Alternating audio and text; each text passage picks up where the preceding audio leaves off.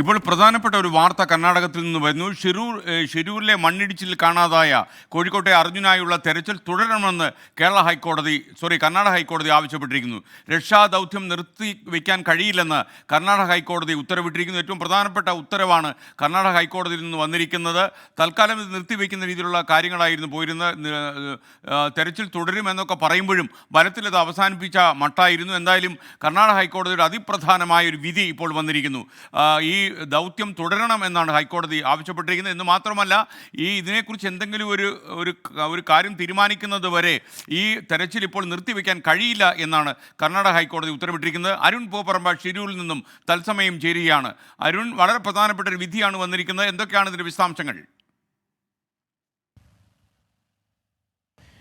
SK നേരത്തെ തന്നെ ഈ ഷിരൂർ സംഭവം വളരെ ഗൗരവപ്പെട്ടൊരു സംഭവമാണെന്ന്, അതായത് ഈ മണ്ണിടിച്ചിൽ അതിൻ്റെ ദൗത്യം വളരെ ഗൗരവത്തിൽ കാണണമെന്ന് കർണാടക ഹൈക്കോടതി നിരീക്ഷിച്ചതാണ്. അതുമായി ബന്ധപ്പെട്ട് കർണാടക സർക്കാരിനോട് ഹൈക്കോടതി റിപ്പോർട്ട് ഉൾപ്പെടെ ആവശ്യപ്പെടുകയും കർണാടക സർക്കാർ അതിൽ വിശദീകരിച്ചുകൊണ്ട് നിലവിലെ തൽസ്ഥിതി ഉൾപ്പെടെ വിശദീകരിച്ചുകൊണ്ട് റിപ്പോർട്ട് ഉൾപ്പെടെ നൽകിയതാണ്.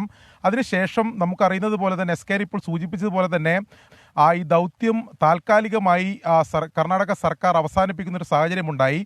മണ്ണിടിച്ചിലുണ്ടായി 14-ാം ദിനമാണ് ഇത് താൽക്കാലികമായി നിർത്തുന്നുവെന്ന ജില്ലാ ഭരണകൂടത്തിൻ്റെ അറിയിപ്പ് വന്നത്. പിന്നീട് കാലാവസ്ഥ അനുകൂലമായാൽ, പുഴയിലെ അടിയൊഴുക്ക് കുറഞ്ഞാൽ ഈ ദൗത്യം പുനരാരംഭിക്കുമെന്നാണ് ജില്ലാ ഭരണകൂടം അന്ന് വിശദീകരിച്ചിരുന്നത്. അതിനുശേഷം ഇപ്പോൾ 6 ദിവസം പിന്നിടുകയാണ്. ഈ ദൗത്യം പുനരാരംഭിക്കുന്നതിന് വേണ്ടി ഒരു തരത്തിലുള്ള നടപടിയും ഉണ്ടായിട്ടില്ല. അതായത് ഇന്നലെ നമുക്കറിയാം, ഈശ്വർ മാൽപ്പെ ഉൾപ്പെടെ, മുങ്ങൽ വിദഗ്ധൻ ഈശ്വർ മാൽപ്പെ ഉൾപ്പെടെ അവിടെ എത്തി ആ പരിശോധന നടത്താൻ സന്നദ്ധ അറിയിച്ചെങ്കിലും ആ പരിശോധനയ്ക്ക് അനുമതി ഉൾപ്പെടെ നൽകുകയുണ്ടായിരുന്നില്ല. അതോടൊപ്പം തന്നെ ജില്ലാ ഭരണകൂടത്തിൻ്റെ എന്തെങ്കിലും ഒരു നടപടികൾ ഈ ദൗത്യം പുനരാരംഭിക്കുന്നതിന് ഭാഗമായിട്ട് ഉണ്ടായിട്ടില്ല. അതിനിടെയാണ് ഇപ്പോൾ വളരെ സുപ്രധാനമായിട്ടുള്ള ഒരു നിർദ്ദേശം കർണാടക ഹൈക്കോടതിയുടെ ഭാഗത്തുനിന്നുണ്ടാവുന്നത് എന്നതാണ് ഇതിൽ ഏറ്റവും പ്രധാനപ്പെട്ട കാര്യം.